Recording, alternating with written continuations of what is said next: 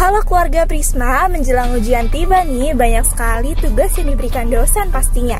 Banyak mahasiswa menghabiskan waktu semalaman untuk belajar hingga tidur larut malam yang sering dinamakan dengan sistem kebut semalam atau SKS. Jadi sebenarnya apa sih dampak dari sistem kebut semalam? Lalu solusi apa sih yang bisa diterapkan? Jadi, sistem kebut semalam atau SKS merupakan suatu metode yang sering digunakan oleh mahasiswa di Indonesia, terutama ketika menjelang ujian tiba nih, dengan harapan akan lebih memahami materi yang akan diujikan. Namun sebenarnya metode SKS ini sangat tak sebanding dengan hasil karena kebanyakan hasil yang diperoleh buruk. Temuan ini dikemukakan oleh Andrew J. Fuligny pada tahun 2012. Peneliti dari University of California, Los Angeles, dalam studinya yang dipublikasikan dalam jurnal Child Development, mengemukakan semakin banyak jam tidur yang dikurangi siswa untuk belajar, maka semakin buruk dan lambat kinerja mereka saat mengerjakan tugas atau ujian.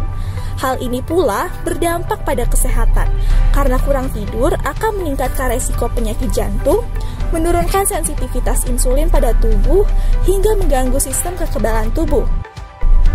Nah, sebenarnya solusi apa yang bisa diterapkan? SRL atau Self-Regulated Learning sangat dibutuhkan dalam belajar dan memiliki kontribusi penting bagi peningkatan kinerja belajar siswa dan mahasiswa. Konsep SRL atau Self-Regulated Learning merupakan konsep yang berkembang sejak hampir 3 dasawarsa terakhir ini yang diawali oleh Albert Bandura menurut Zimmerman tahun 1989 dan telah menjadi fokus perhatian penelitian dalam kajian psikologi pendidikan. Konsep SRL disajikan sebagai sebuah kerangka komprehensif untuk memahami proses yang berperan penting di mana pelajar merupakan seorang agen aktif dalam proses belajarnya sendiri.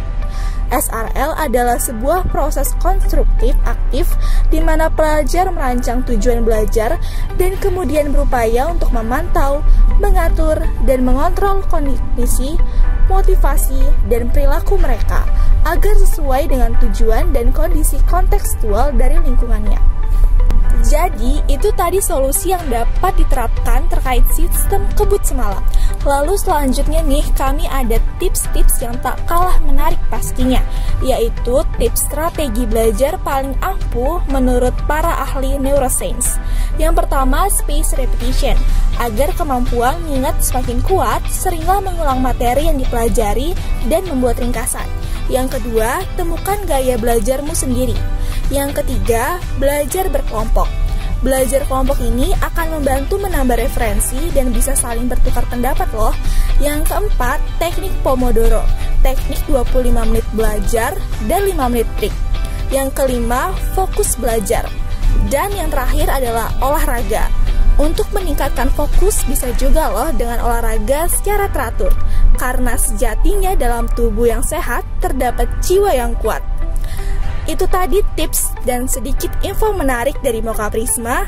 Tetap semangat, jaga kesehatan, dan sampai jumpa di Mocha Prisma selanjutnya.